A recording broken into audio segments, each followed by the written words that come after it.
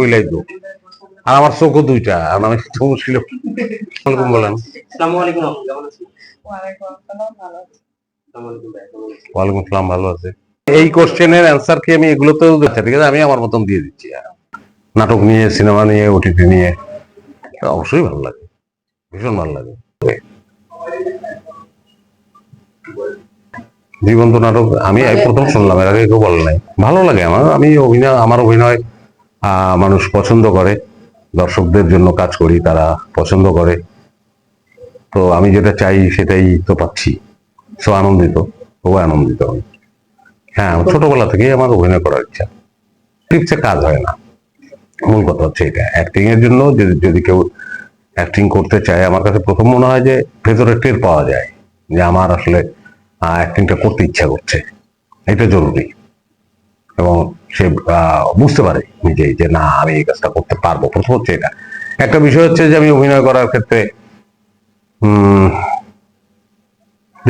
একটু পর্দায় দেখা গেলে লোকজন আমাকে বেশ প্রশংসা করেন। রাজনীতিবিদ এবং আমি তার বড় সন্তান, এবং আমি মানসিকভাবে কিছুটা অসুস্থ, এবং আমাকে আসলে পরস্পর বিপরীত চরিত্র, আমার পিতার চরিত্র আর আমার চরিত্র, আমার পিতার প্রতিহিংসার কিছুটা শিকারও, সেইভাবেই গল্পটা চলছে।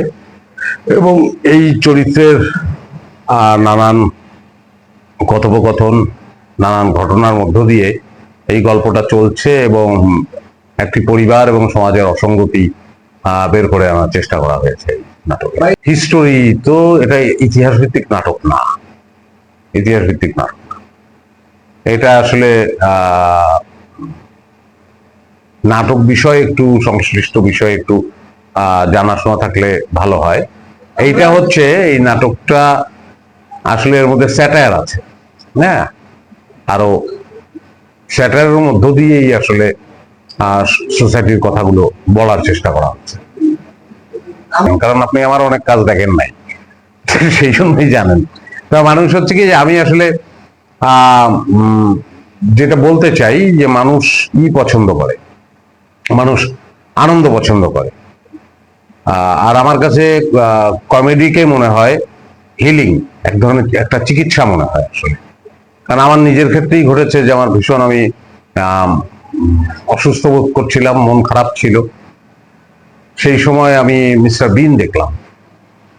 তা আমি কোন নাটকের কভার করতে আসছেন? আমি তো, হ্যাঁ, গুড। এটাই সেই নাটকের নাম হচ্ছে ঘরের শত্রু বিভীষণ।